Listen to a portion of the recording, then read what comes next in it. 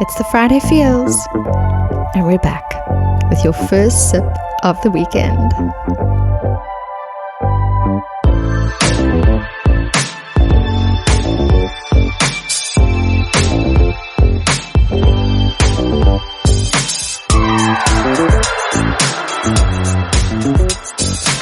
You're now tuned in to this week's episode of Your Happy Hour. I'm your host, Nicole Carmine, and it's amazing to have you here, joining me this week as we uncover the truths about being a human and a working professional. What are you up to this Friday? Well, whatever it is, this moment is just for you. Welcome back to another episode of Your Happy Hour and the Feel Space.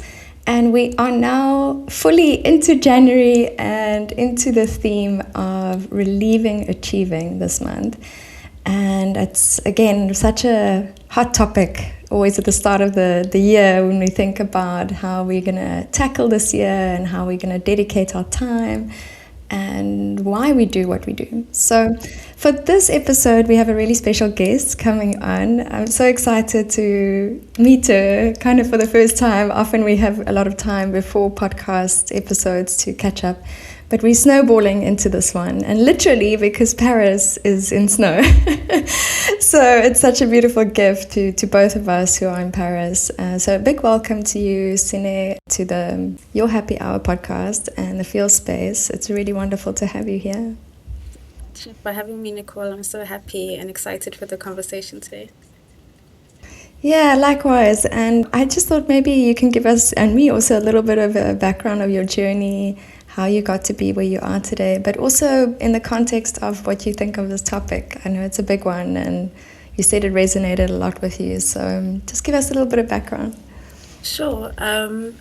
The topic for me really stood out in terms of reliving achieving.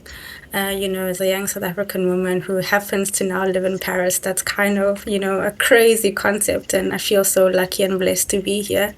But a lot of the things that got me here was, this constant pressure of, having to be an overachiever. And I think of this as something that was really ingrained in me from, childhood. Firstly, being a firstborn.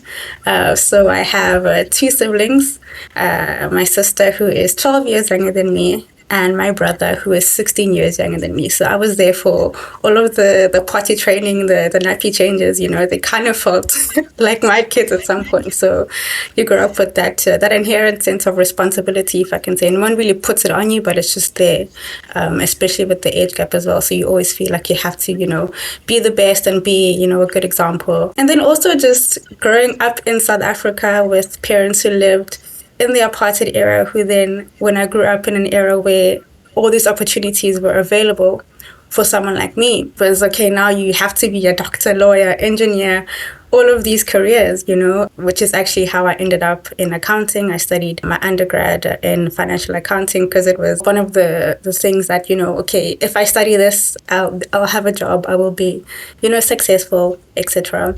And I guess also thirdly, it would be just inherently when, like, at the end of the year, your parents tell you, hey, you need to do well at school so you can get, this gift for Christmas, And what that teaches you as a child is that you need to work for, affection. Not that necessarily that's what your parents were intending. They just wanted to motivate you. But that's kind of, what you learn from that, and you learn that I have to, be good. I have to do good in order to, to get my parents' affection or stuff like that. So it really resonated for me in that way. And having to then unlearn that as being, a 30-plus-year-old woman, to really just be more present and understanding, there's more to life than, ticking off all the boxes and achieving all these things and having all these things next to your name. There's a lot more to that. I so agree. And I could so resonate with what you're saying, because even though I do a lot of different things today. I also studied accounting in South Africa. I grew up in the same kind of era as you, and I understand that there was this pressure. But it seems like you've kind of navigated out of that. And I know you've also worked at amazing companies. You've walked such a journey in your accounting and finance career. Yes. So what was that like? I mean, did that kind of like add to the pressure that you felt or the achievement, or did you feel like you could kind of work it out along the way? Yeah, I think the I guess the primary motivator again was rooted in that need to overachieve and wanting to be in the big multinationals. And also a big part of it was also wanting to be in a company that could allow me to have an international career, which is how I ended up in Paris. So it was also just being intentional about that. And yeah, it's been a great journey. I feel really lucky and blessed to be able to live the life that I live. But yeah, it also comes with having to know like, hey, you're human at the end of the day. There's a lot more than your achievements. As I said, being able to be healthy in mind, in spirit and body, doing the things that matter. They say health is wealth. And the older that I'm getting, my knees are cracking a bit more. My back is a bit more sore. I'm like, maybe I should have started lifting in the gym, maybe I should have, taken that a bit more seriously. So yeah, I'm definitely enjoying, rediscovering, other parts of, what achievement means and not just the typical, textbook, definition of what that is. Yeah, I think it's quite an interesting experience, especially when you go through the corporate, especially growing up in South Africa, but then also like growing through the corporate mindset. It's like you have to shade something in yourself in a way. And even if you do keep working in that, it's like you have to come to an understanding of why you do what you do every day. And like you say, being human, I feel like a lot of what's happening in the world is pushing us to like remember what is it to be human? It's to touch, it's to love, it's to be able to laugh, all those things. So it's interesting. And I know that you also started a foundation. Tell me a little bit more about that. I feel that it's really interlinked to what we're talking about now. Yes. I think you mentioned something about wanting to have a purpose outside of, just working. So that was essentially the story there. So I have a social media activism platform called Leave No One Behind.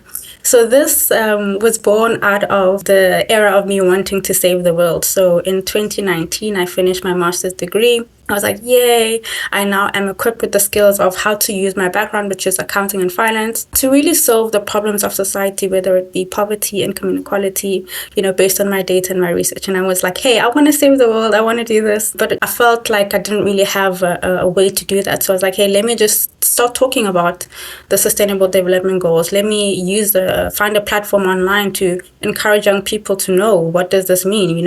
How are companies or big multinationals or even private or public sector or NGOs, really animating these topics to really raise awareness on, what that means. We grew up knowing that, South Africa had the highest income inequalities in the world, the highest Gini coefficient, but like, what does that really mean, and who's doing what to really solve the issues, And this is also a big, I would say, challenge to myself that I've put to myself, being in the private sector. Obviously, all my career has been in the private sector, but there's a lot of work that is also being done. We talk about public-private partnerships, where we are really leveraging the resources of the private sector to really help push the agenda of the public sector, which is typically your governments or your NGOs. So being in a space where I have access to people who are doing really cool stuff also really motivates me every day to say, hey, I may be an accountant in finance, but, I also have a way to kind of reach out to the people who are doing volunteering stuff, who are, giving back to the community. And that for me is a way that I find my purpose outside of, being an accountant. So, it's really quite cool. Just pretty much awareness that I'm giving to the young people. Also had an opportunity to talk to a few young ladies who were at the Women's Forum in 2024. This is a big conference that happens every year in Paris, where there were some young ladies which were selected by the Global Shapers community in Paris, just to kind of motivate them. They were doing some amazing stuff, and they were so young. It was really inspiring to be in the presence of these young ladies, but also be able to give back to them and kind of inspire them to keep going on their journey. That's amazing. It's really cool what you do, and I think it's awesome that you are giving a voice and celebrating what other people are doing too, because we're all kind of just trying to save the world in some way or form, right? Exactly. And you made me laugh now, because I know the term public-private partnerships very well. And I've known it since I was a little child, but I didn't understand what that really meant, because my mom works in that field and she does the contract work between the two sectors. And as I grew older, I came to understand the beauty of collaboration and of being able to achieve something together, like you say, through public and private sectors coming together. And it's just humans. It's just humans doing things for each other and serving the community in a way. So it's, but yeah, you just reminded me of that now, like my old childhood memories. And I'm curious also, I mean, did you see yourself doing these things 10 years ago? Like, did you feel like this was the route you're going to take? And has achievement changed for you and how you go about your daily life? I mean, where I would have seen myself, to be honest, I knew that I wanted to have an international career. For me, for the longest time, that meant being in the UK. I don't know why. I just woke up one day as a child and I said, this is my dream. I want to work towards going to the UK. So that's why as well, when I finished my undergrad, I then did a professional degree called CIMA, which is accredited in the United Kingdom. So I was like, okay, I'm going to do this. It's going to give me the entry point into the UK. Then after that, I did my master's. And funny story, actually, I quit my job in 2019, just before COVID. The idea was to go and move to the UK and, study something to kind of help me enter the market. So those dreams were crushed naturally because COVID happened. But I think everything happens for a reason, because it was in that moment where a previous colleague that I had at Nestle had then reached out to me about a role at L'Oreal. And at the time, I, had just quit my job. I was like, what am I doing? I want to save the world. Is this really right for me? But everything worked out because that job was then the job that catapulted me to be able to have an international career. Albeit not in the UK, but in Paris. But, I feel there was something mystical there in terms of, okay, this is what had to happen for you to be here today. So that was always kind of encouraging. So, no, I didn't see myself in Paris, in France, but I definitely did imagine myself having an international career. So it is quite exciting to see how the world has kind of given that to me in a different way and encouraged me to learn another language, which I'm still struggling with. How's that going? Yeah. Ça va. Ça va. Well, that's a beautiful story, and I'm glad that you kind of went with the flow, because I think so often we can see these doors that close as like blockers in our river, but they're just really leading us in the right direction and following those open doors as they are presented to you. I think it's quite hard sometimes, but yeah, it takes you to places you would never have imagined. So, and I'm curious, so along your journey, obviously I'm assuming, and maybe I'm wrong, but achievement, I guess, is always a thing we're working on. We're always kind of trying to relieve it in some way, especially if you've been conditioned as a child, like you were mentioning. So what do you do on a daily basis to work with that? Or have you found that maybe you had like an aha moment and let that go? I don't think it's something that I've kind of mastered, if I'm being honest. I think being present really does help, having, the putting time away in your diary to just kind of, just have gratitude and have thanks. I think that's something I've always really struggled with.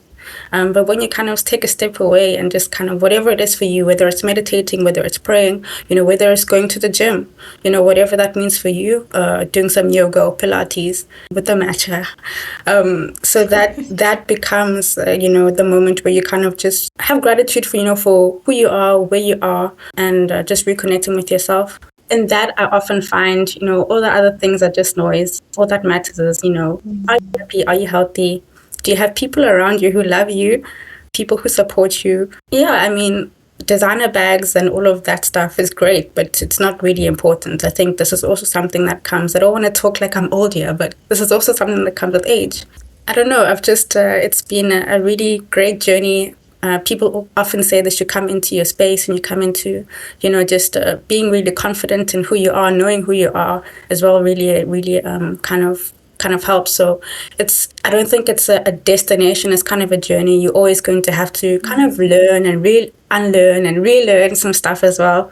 You're always going to have this pressure, especially as a woman, wherever you are, like whether you're in the workplace or you're just outside walking on the street, it's always something. So, it's something that will always be there, but just finding a way to just be present and enjoy the ride as it comes.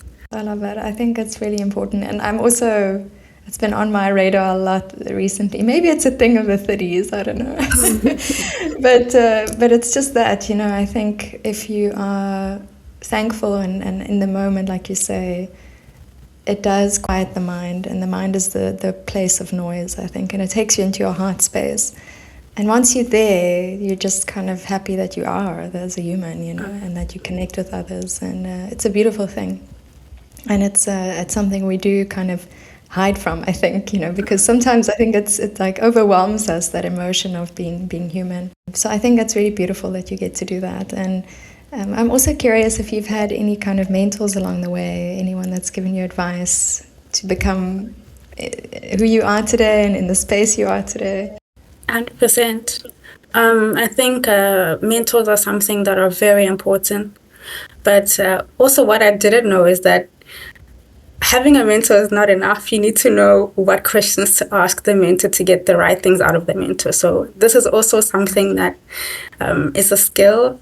People just make it sound super easy, but it's actually really not. You have to be really intentional about it. And hopefully you find someone who's on the other side willing to take you with them on this journey and just be really, really intentional about, what you want to achieve.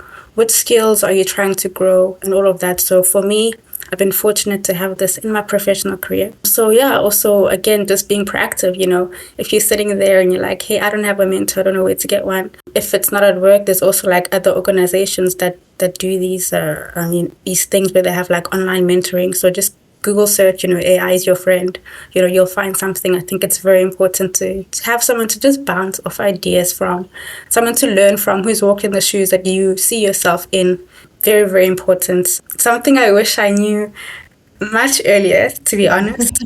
But yeah, 100%. Even now, as I've started a new job at Amazon, coming into a new organization, having to learn the different culture, it's very important to have someone who's been there for a long time and they know what to do, what not to do. It just makes your learning a bit easier as well because you don't have to reinvent the wheel. Someone's already there telling you, the path ahead. It just makes it a smoother transition for all. Yeah, it's a bit like a guide in a way that through life, which is, and yes, I think often mentors are those people who they've made the mistakes, they've learned the lessons in some way, and so it doesn't mean that their life was necessarily easy either. None of it is, and I think that's really good advice. But it's true. I think often, I've done some life coaching in the past, and people will sometimes you think that the coach will save you and like change you, and then people rock up and you're actually the one asking the hard questions, holding the mirror, and you're just there to facilitate the journey, really. So that's true. You have to be very intentional about who you surround yourself with, and then it's more the questions you're asking yourself, but you just need to kind of say them out loud, I think. So, but it's great that you've done that. And talking about that, I'd like to move into a little segment we have. You spoke about gratitude, and something that we talk about on here is our gems, which are things that we are grateful for, like people along the journey. But this is specific to the week that you're having right now. So mine has been that, first of all, the snow, just to say that in Paris, it's been really, really beautiful. Shoes are a little bit slippery, so just worried about those knees, like you said, in the back. But for me, a gem has really been, I think, also kind of getting back to that place of presence after having taken some much needed time off in the holidays, to not look at the screen, to disconnect, to kind of just get back to not even thinking about why I am doing what I'm doing, just being completely, getting up and doing whatever my heart desires in that moment. And that was so healing and wholesome. So just really grateful for that, and going into the year with a different kind of rhythm that's a little slower but more intentional, like you said. So that's really been a gem for me this week. How about for you? I love that.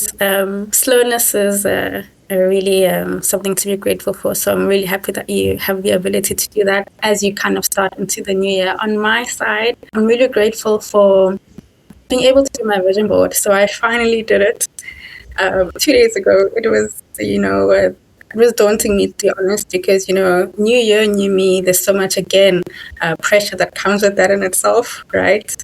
You're trying to reinvent yourself. You're trying to be the best you can be. You're trying to do better than last year, you know. So yeah, I finally did it with a bit of help from AI. So shout out to ChatGPT. Yes. So I was able to separate it into different spheres. So I have the physical one, you know, do I want to go to gym? Do I want to do Pilates? How often do I want to do that? And also being very strategic about naming it in terms of like, you know, the smart way, not just saying this is what I want to do, but saying how often I want to do it. And then having like the spiritual one, the mental one. I want to read a lot more books than I did last year. I want to meditate a bit more, you know, whatever that looks like for you. And then I have the personal and the career one as well. And the nice thing about asking ChatGPT is that they don't stop. They always go deeper. And you're like, actually, I didn't think about that. So then they ask me, would you like me to do a weekly tracker for you so you can hold yourself accountable? I was like, wow, that's actually a really good idea. Because then I can break up these really big tasks that I've set up for myself into small, you know, bite-sized weekly things that I can also you know, check off and still hold myself accountable at that level. So I thought that was a very interesting nugget there that I've then taken up. I'm really grateful for that. I see it in the morning when I wake up. I haven't checked of anything yet, but you know it's there. It's pretty. It's in different colors. It's on my whiteboard. So yeah, I'm grateful for that.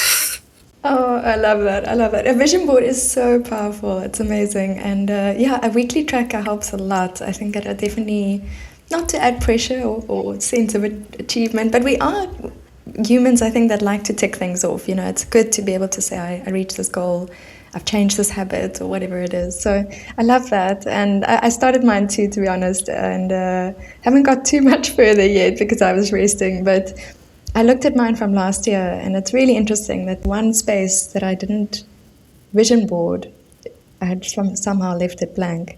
I didn't give attention to in my life, and I think that's often like that. You know, you just you have to kind of manifest. You have to put it out there and say, this year, these are the things that I'm working on. So I'm really glad that you got to do that, and that it's beautiful. It's colorful. Just pop it on your laptop cover so you see it every day. And you were talking about reading more books. So one of the segments that we do on here is called the People, Places and Spaces. And this week I actually wanted to shout out an online store called bookshop.org. We have links to them in our Stack series, which we'll talk about just now. But I've just also started reading more books and appreciating books in my life. And so being able to go onto their site and see all the books that are there, I still love holding a book in my hands, but the accessibility to literature is incredible. And yeah, I just love what they do and offering what they do in the world. So a big shout out to bookshop.org. If you want to be reading in 2026, check out their website. We love your feels, guys. On that, actually, I do have one more question for you. And that is, what is in your stack? So you obviously have some books that you want to read this year. Maybe they're books that you've loved reading before and would like to recommend. But it's just for our audience. It goes on our website. And for anyone who's listening, if you want to check out the stack, it's books that get recommended on this podcast. So yeah, what is in your stack, Sime? What is in my stack? So I went on a big book shopping haul at the end of last year. I was like, what am I thinking? So one of it was inspired by the fact that Malala was in town. So she did a book tour and she had a little event with Natalie Portman. I was like, what? There's no way I'm missing this. So I bought her book, but I'm yet to read it. So that is definitely on my to-do list as soon as possible. There's also a book that I've known about for a very long time. I don't know, I'm in my era of books that I've had for a long time that I haven't bothered reading. But funny enough, the book that I had and I started reading, I was like, you know what, I was meant to read it now. I think had I read it those years ago, I wouldn't have been able to really understand what it meant for me in this moment. So that was really nice. And that was Talking to Strangers by Malcolm Gladwell. There's also this book called Never Split the Difference. So this is also a book I've known about for so long, but I'm taking it up to read it this year. I've also just finished a book by Brené Brown. I love her to bits. You know, I've read most of her stuff. I love how she talks about vulnerability, courage, and how to show up. And not just that, but she gives you the mental models of, you know, how to deal with this practically. And she's so open and honest. It often feels like having a coffee with a friend. I really love her writing style. I love, just, how she expresses herself and really inspires us to be better people, whether it's personally or whether it's at work. Strong Ground was the book that I just finished. So good. So definitely going to be reading more of her stuff as well. That's so far. That's quite a list. Thanks for recommending all of those. I think I still need to read all of those, so I'm really excited to add them to my stack, which is just growing and growing as the podcast evolves. But thank you. And I love Brené Brown too. She's very down to earth, and I always believe books do find you at the right time in your life, and often they do sit on the rack for a long time, and then you pick them up when you need them. So that's really beautiful. And yeah, to anyone else listening out there, go check out the stack. And I also wonder what you're feeling about this topic, relieving achieving. It's quite hard to let the sense of achievement go, but maybe it's not about letting it go. Maybe it's about embracing it in the right way and understanding what it is to be human and achieving as a human. So a last shout out is to our partners. So last but not least, absolutely to Riverside, which we are doing the recording on. Also rss.com, which helps us distribute this podcast into the world and have given our audience a very generous discount. So DM us on the socials if you want to know more about that. And very last, not least, a nutritious snack called Blender Bombs, mostly in the US, but internationally shipped. And it's like a really good nugget of goodness, and they have a lot of other products too. But I love their Blender Bombs, which I found while I was traveling in the US. And thank you so much to them for also giving our audience 20% discount when you order with the Feels. So those are our partners, and thank you so much to them. And then I just want to say a huge thank you to you for coming onto the podcast, for sharing so openly, so honestly, for what you do in the world, and just your light that you shine. And I can't wait to have that coffee in Paris. So I'm really looking forward to that. If you haven't just yet, follow Friday Feels on Instagram, Facebook, TikTok, and LinkedIn. You can share with us all your feels this week by tagging us at fridayfeels.co. And you can also find the website at that handle. And now, as you ease into this weekend, take a moment. Celebrate who you've become, what you've overcome, and what is yet to come as you do the crazy and cool things that you do as the authentic you. The truth about life and work is that it's hard, but the beauty is this global working experience that you're in, well, we earn it together. So keep connecting, empowering, and inspiring this week. And of course, keep it raw and real. Until next time.